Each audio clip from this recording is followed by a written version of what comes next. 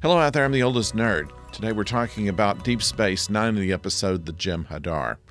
What starts out as a science project by Jake and Nog, a planetary survey, accompanied by Quark and Sisko, it turns into something that is much more serious. And what we have here is our first introduction to the Jem'Hadar.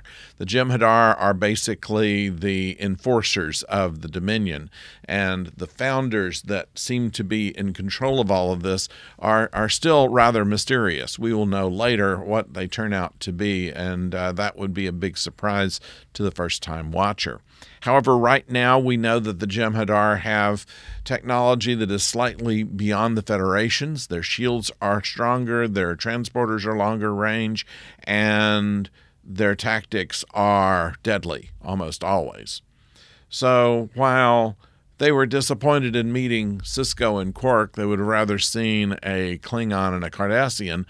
What they have is certainly a formidable force that is going to be the driving of most of the rest of the series. And so this is our first look at them. We have an interesting little thing, the odd couple of Sisko and Quark, where they're trying to do an outdoor camping trip, and Quark is not happy about how humid it is, how hot it is, how many bugs there are. Sisko points out that Ferengis eat bugs, and he says, we eat Ferengi bugs, not these kind. And things like this that add to a certain lightness to an otherwise heavy episode. The ability of Jake to have learned from lessons that he'd gotten from O'Brien were not exactly completely helpful, let's say that. They wanted to establish here, I believe, that Jake is no Wesley Crusher, that he can't just look at something and say, oh, here's how it works, flip a few isolinear chips around and reconfigure everything. They're stopped by certain protocols on the runabout that, of course, he doesn't know about. So in trying to be the big saving person, he's not. And that's okay, because word gets to Deep Space Nine, and there is also a visiting Galaxy-class starship, and so they all go into the Gamma Quadrant in order to try to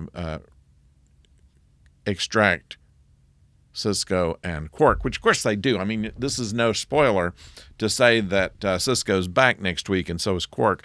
So what we are here to do is to just kind of learn about where this plot is going. And what we know now is that the Jem'Hadar is going to be, if not the big bad, the vanguard of the big bad as the Dominion War will happen later in the series.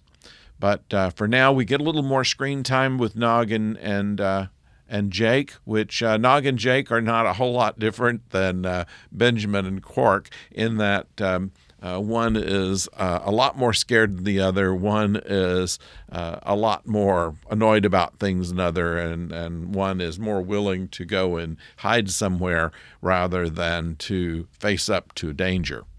And thankfully also they handle that well as well. We don't have the kids rescuing the adults. We don't have the kids figuring out the technology. We don't have the kids doing anything other than being kids, and I think that's a good thing. So kudos on the writing of this episode. After 7 years of TNG, they finally figured out how to write for children. I think that's pretty good. Of course, we have the acting talents of the adults. Quark is able to say something about their planet's past, that they've always been nonviolent, where they perhaps make humans think about having once been like the Ferengi and have evolved beyond it. Quark points out that the Ferengi never had as violent a history as humans did, and therefore is not quite as bad as humans are even now. A conversation between Kira and Odo on the station indicates that while neither of them would call themselves friends of Quark, they do think that he should be around. So it's kind of a grudging frenemy kind of thing with Quark and Odo that we've seen before. And to a certain extent, that is with Kira as well. So all of this is it's a disturbing episode when it all comes out, not because of the way the episode is written, but rather the story itself makes you feel like that this is something that maybe the Federation has gone one bridge too far and might not actually make it out alive, certainly not without a lot of help. So that's the episode this time. There is a new rule of acquisition, Rule 102. Nature decays, but Latinum lasts forever. Why not leave a comment below and let me know what you think about this episode? And of course, if you have not yet subscribed, please subscribe. And we'd appreciate it. A like would be appreciated as well.